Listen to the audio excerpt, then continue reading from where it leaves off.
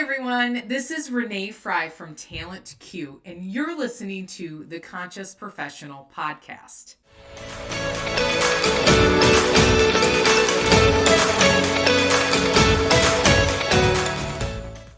More people than ever want to be happy in their career and personal life, but they're going about it all wrong. I'm here to set the record straight and emphasize the importance of prioritizing your mindset. I am thrilled you're here. Have you ever found yourself really close to a goal and then pow, you do something to sabotage yourself and back you go, set back even further away from your goal? If you've done this, you are not alone. I know I've done this several times in the past. I specifically remember when I was trying to lose weight, I'd hop on the scale and see I was 1 pound away from my goal. Whoop, whoop. Then I would fall off the healthy eating wagon and binge eat junk food and anything that I wanted for the next few days, only to find when I jumped back on the scale, I was now 6 pounds away from my goal. What the fuck?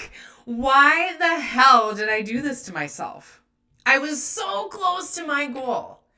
This is what we call self-sabotage. Why do we do this to ourselves? Today, I'm going to dig in and uncover the details about self-sabotage and help you figure out what to do about it if it's happening to you. What does self-sabotage mean?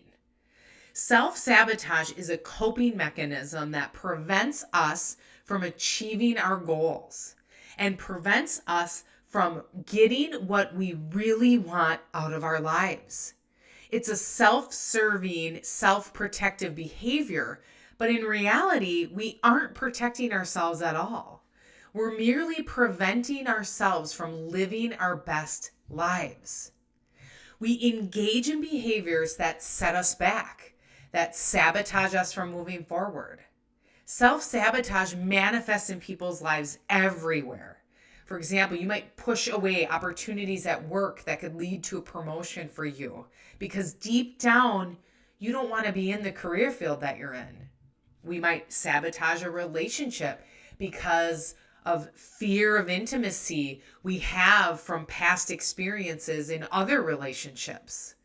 For example, if in the past your wife, husband, partner cheated on you, maybe when you find yourself in a new relationship and it starts to deepen, you sabotage it by creating unnecessary arguments.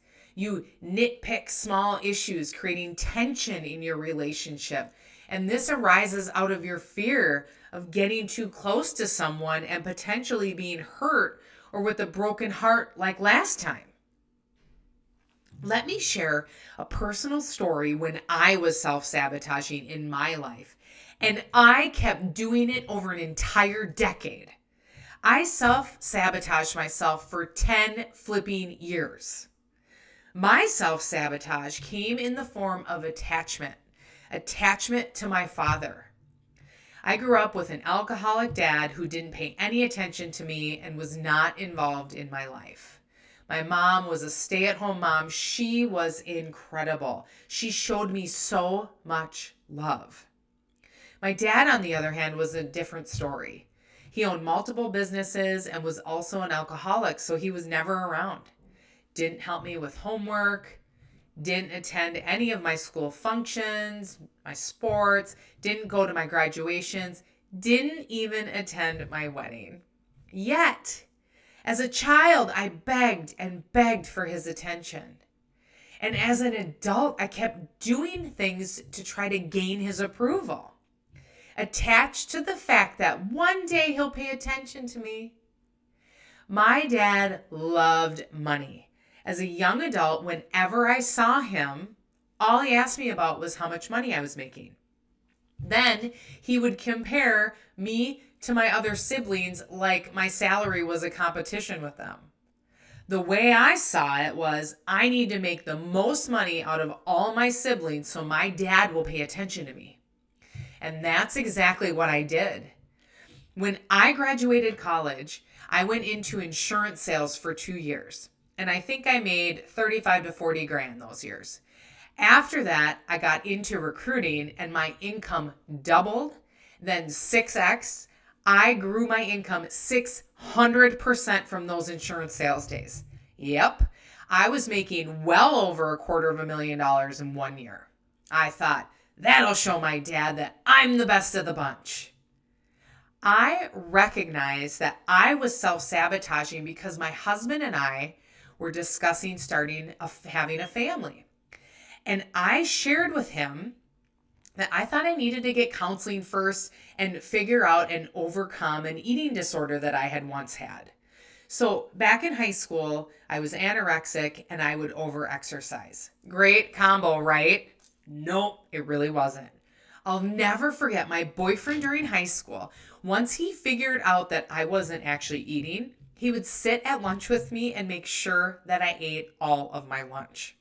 Now, that helped me, but I never dealt with the emotional piece behind it, the reason behind why I was anorexic. So after high school, I went to college, and I wasn't anorexic anymore, but my weight would swing like a pendulum. I'd be thin, then overweight, constant like a yo-yo. This was my life. This kept happening in my life from the time I was 19 to the age of 27. So I wanted to get this figured out before having kids so I wouldn't pass my dysfunctional relationship with food or whatever was going on down to my kids. I went to a psychologist and we were working on this together.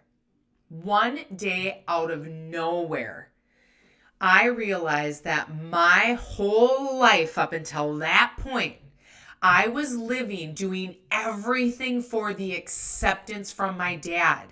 I was attached to the belief that if I made the most money, he would pay attention and love me.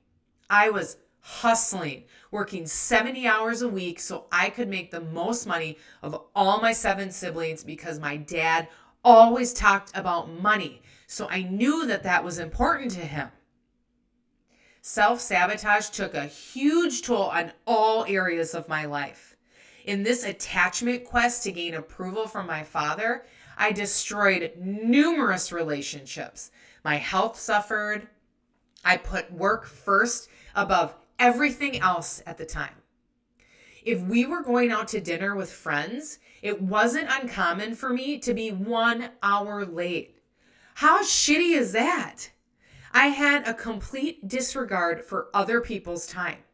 I never set aside any downtime for me to rest and relax, aside from when I was on vacation.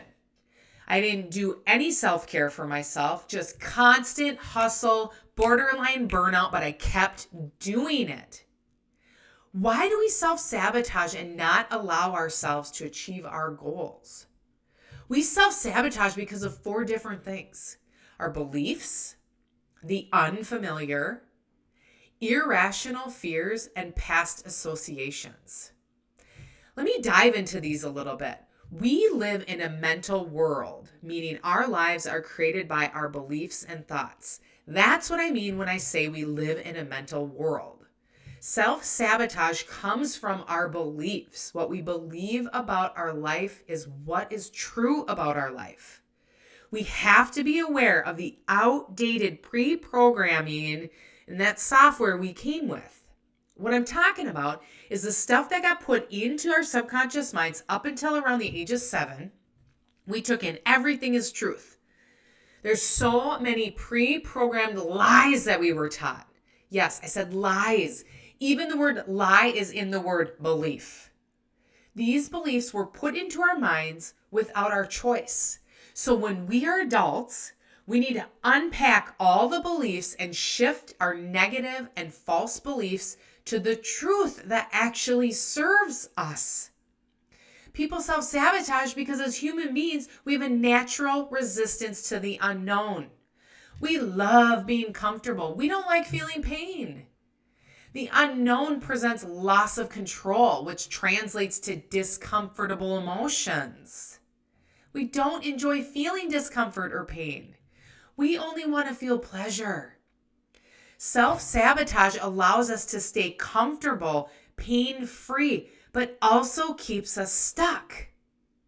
Irrational fears are another trigger. These are fears we have about the world and ourselves. These fears cause us to retreat and not keep moving forward because fear is a scary emotion and we don't want to feel pain. We hesitate to run, kick, punch through that damn fear, so we stop and stay stuck right where we are.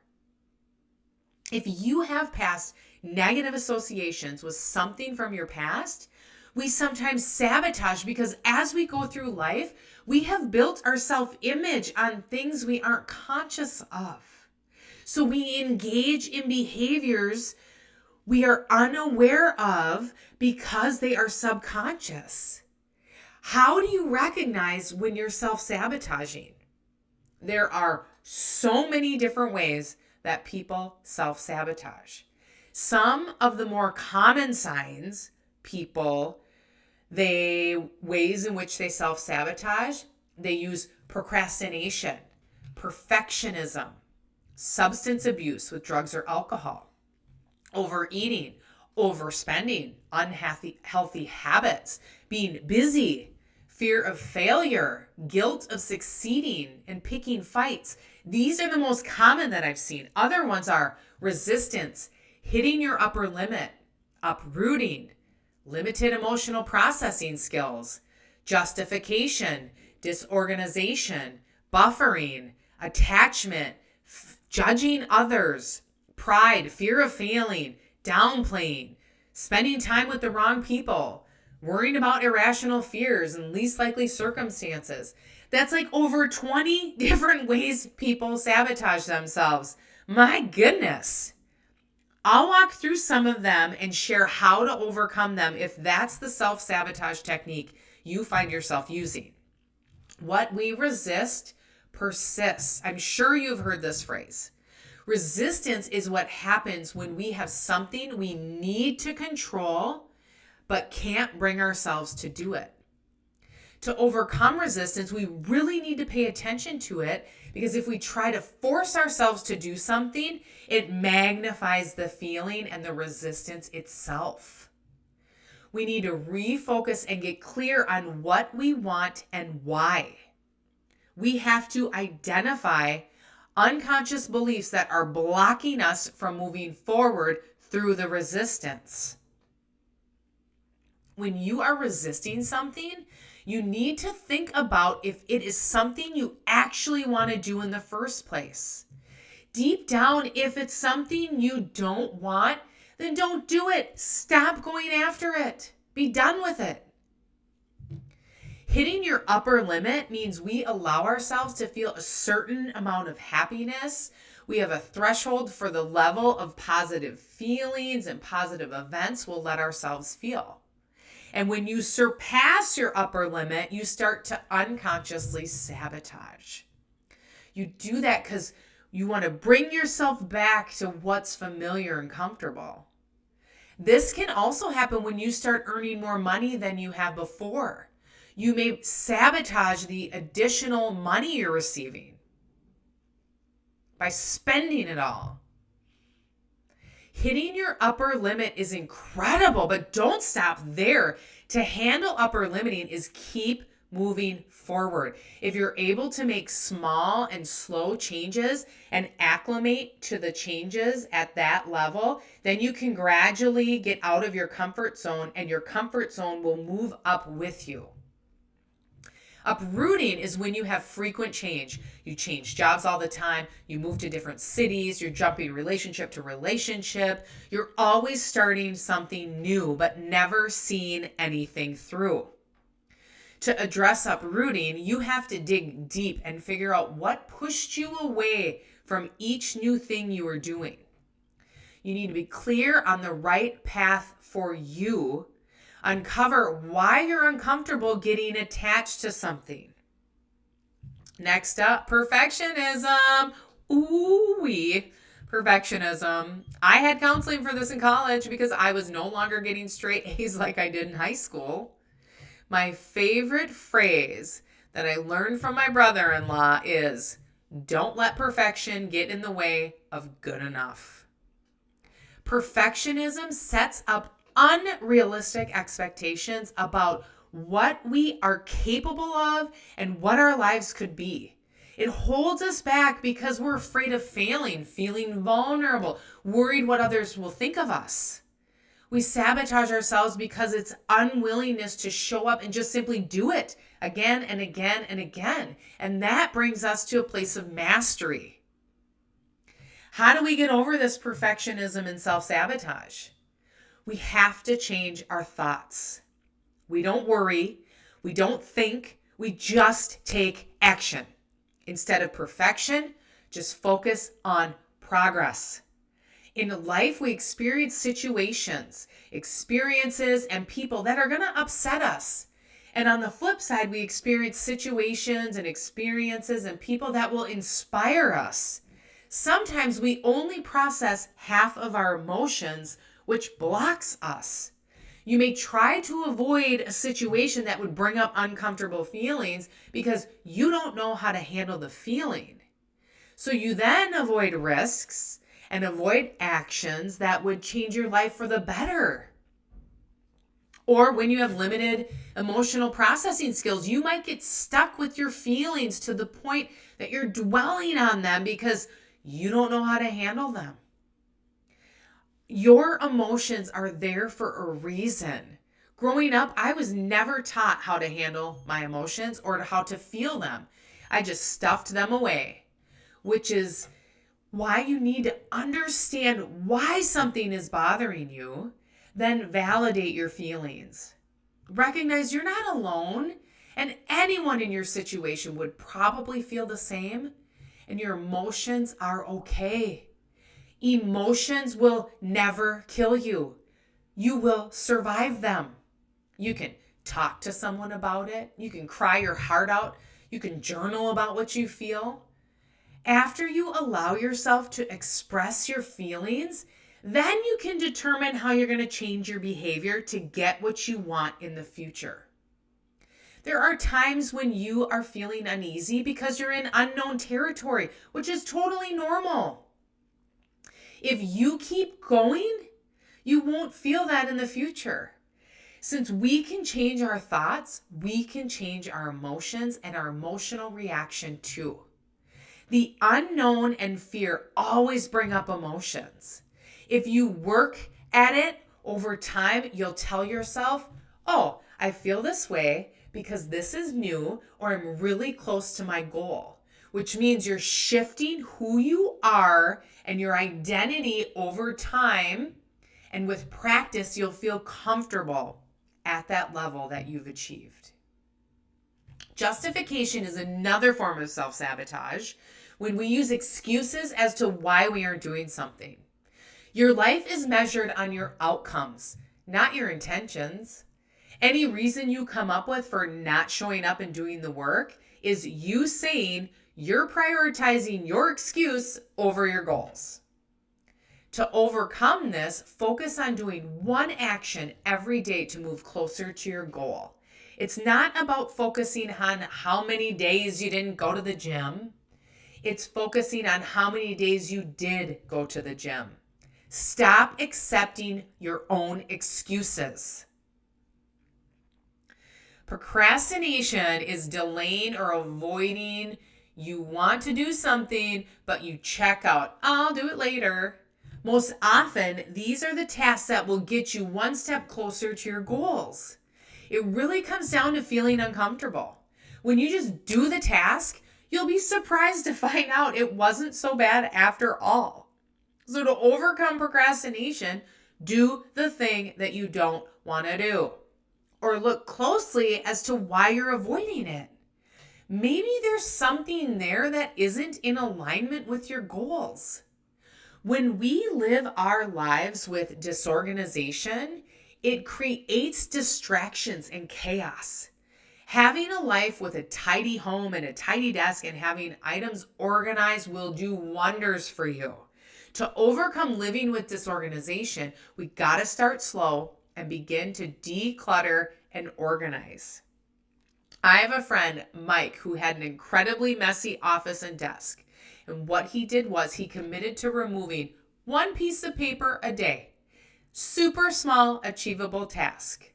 Then what happened was he'd get on a roll and start filing and throwing away like 10 pieces of paper. Over a few weeks, all the clutter in his office was gone. When you get your stuff and your spaces organized, you will feel less stressed out. You'll feel less overwhelmed and in control of your life. It's hard to show up as the person you want to be when you're surrounded by an environment that makes you feel like the person you aren't. And now on to buffering, or using external things to change how we feel emotionally. Basically, avoiding our feelings. This includes drinking alcohol, substance abuse, overeating. A great way to overcome buffering is to do square or box breathing. You can journal, write things down, forgive yourself, and move on. Square or box breathing is when you inhale for 4 seconds, you hold your breath in for 4 seconds, you breathe out your mouth for 4 seconds, and hold your breath out for 4 seconds. So breathe in your nose for 4 seconds, hold, breathe out your mouth for 4 seconds, hold. It's really, really effective if you are feeling really strong emotions too. So box breathing can be used for a ton of things in your life. Next up is attachment. Attachment to what you don't really want. Sometimes we do things in life for others. Remember, I was trying to make the most money in my 20s to gain approval from my absent father. If this happens to you, you need to ask yourself, do I really want this? You need to determine what's best for you. What's your definition of success? What's your new definition of success? To overcome this, you got to let go of what isn't right for you and discover what is right for you. Judging others leads to comparing our lives to others. And when we find negative things about someone else to make ourselves feel better, when we judge others, these judgment becomes rules we have to play by too, which hurts us more than anything. To overcome this form of self-sabotage, we have to practice non-judgment and by not making assumptions. If we reach a conclusion about someone, we are doing that with limited information. We will never walk in their shoes. We don't have the whole story. We never will. When we are compassionate about other people's lives, we become more compassionate about our own. Next self-sabotage is pride. Sometimes our pride gets in the way of us asking for help or refusing that we need a change. If we are in a relationship we know is unhealthy, we stay because leaving seems worse than staying. To overcome our attachment to pride, we have to realize we have nothing to prove to anyone. We are all perfectly imperfect. If you adjust your mindset that you're always learning and adapting and trying your best, you will open up yourself to growth. But there's also the guilt of succeeding. So many people feel guilty when they're successful. This comes from feeling that you don't deserve it. And some people self-sabotage with their higher incomes, with reckless spending, which puts them right back into the comfortable feeling of lack. To overcome this, think about the most successful people in the world who have no guilt. Money and success are tools to buy you back time and influence and help change the lives of others. If you remove status from success and instead see success as a tool where you can do positive things in your life and the world, it will entirely change the way you think about success. When it comes to worrying about what others think, the desire to be accepted and loved, the fear of success is common if you're always worrying about what others think. Again, for me, I don't mind what anyone thinks of me. To be honest, everyone's thinking about themselves more than they're thinking about me. They will never walk in my shoes, so I don't mind what they think. So I'm going to go and live my life for me, and it's going to be the most magnificent one possible. I have seen people who self-sabotage in these areas, but it can be overcome. I'm also sure many of you at some point in your life have had a fear of failing.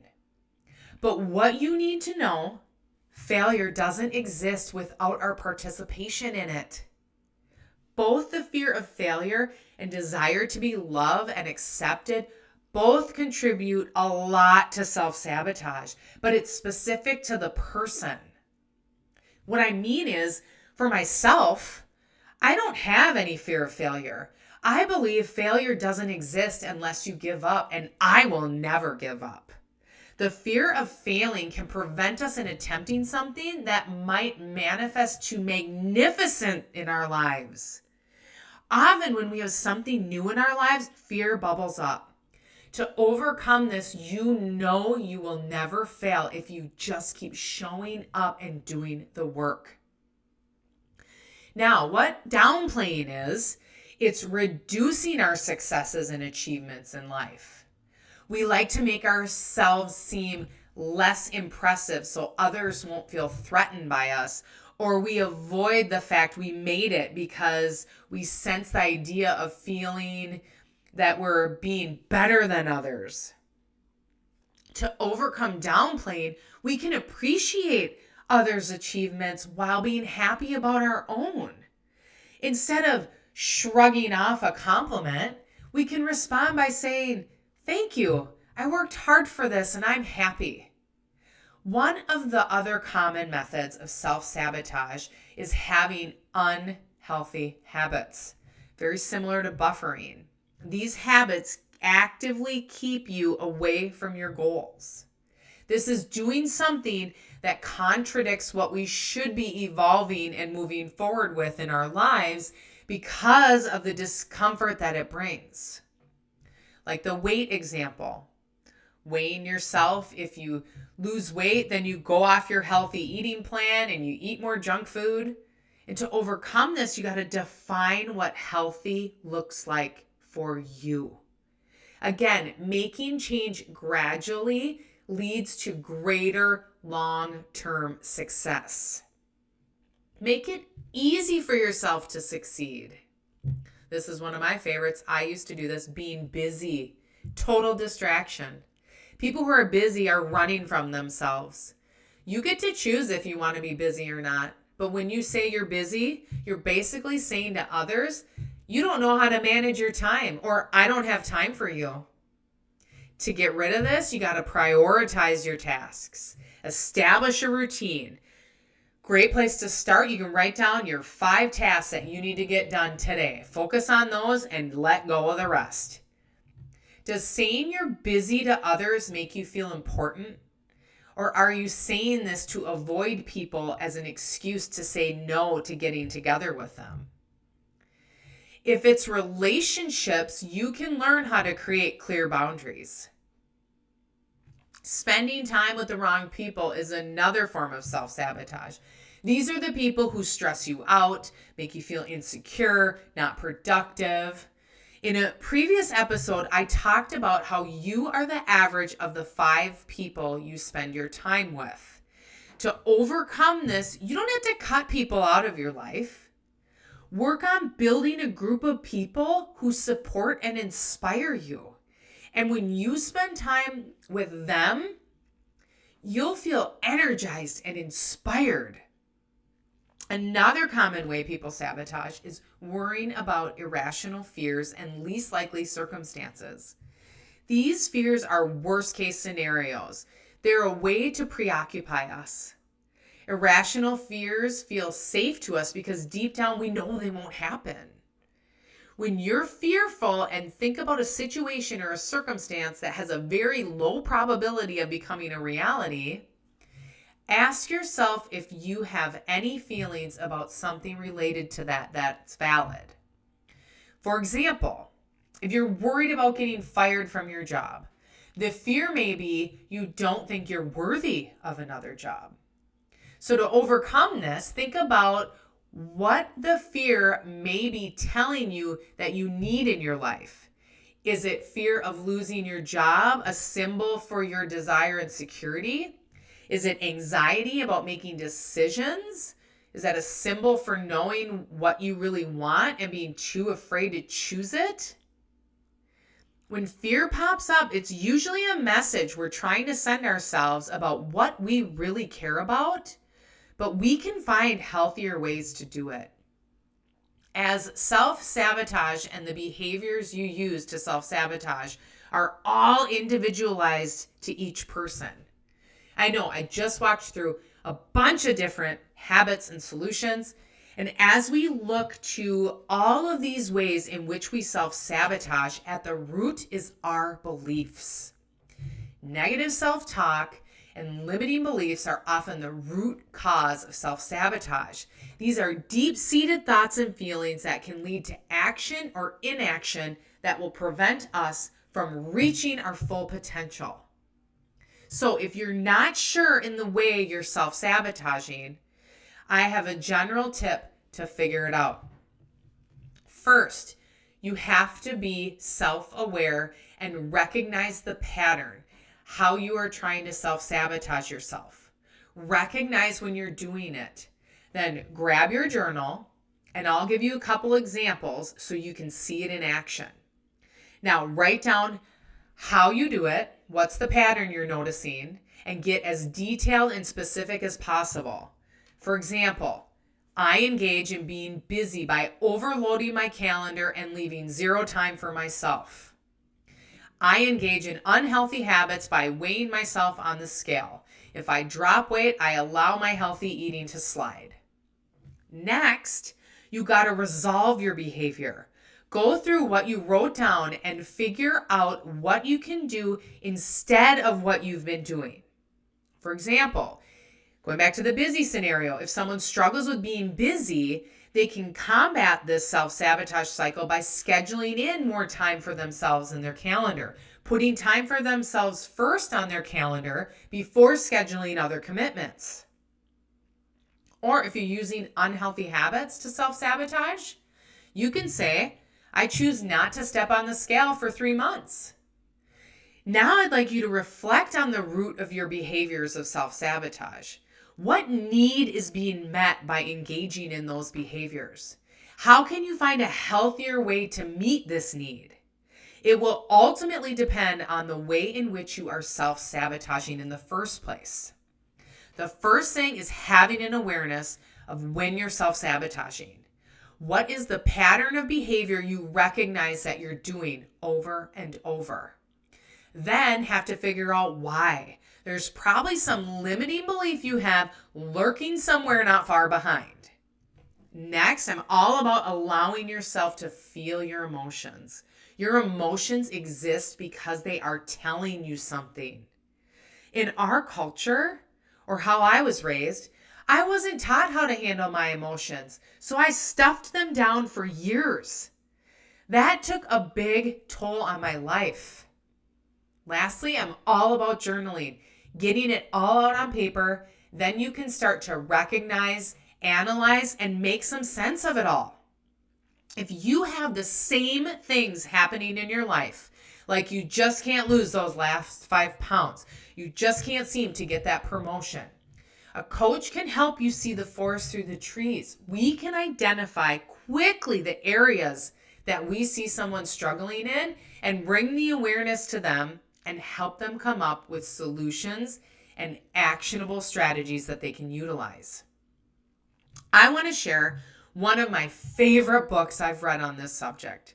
It's called The Mountain Is You by Brianna West. She even has a workbook that's exceptional that goes along with the book to help people deep dive and uncover where you self-sabotage and how to get rid of it.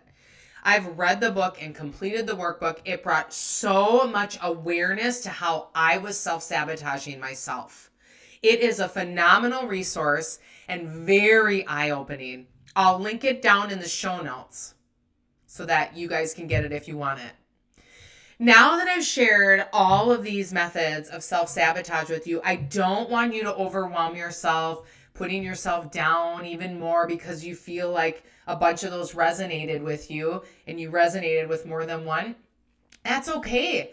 My goal was to bring an awareness to you and give you helpful tools you can put into action right away to let go of your self-sabotage and live your most fulfilling life possible. So the key points from today's episode are: self-sabotage comes from our beliefs. What we believe about our life is what will be true of our life. The only way to get rid of self-sabotage is to resolve your old behavior and put new behaviors in their place. Living a life of self-sabotage will keep you comfortable, but will never allow you to reach your goals. Thanks so much for listening, everyone. Share this episode with someone you love and go make one change to be better than you were yesterday. Live your life with intention. I believe in you. I'm on a mission to help as many people as possible. So if you would, please hit the follow button so we can grow our community of conscious professionals. Whether you're listening on Spotify or Apple Podcasts, you can find the button at the top of the page. See you next week. Cheers.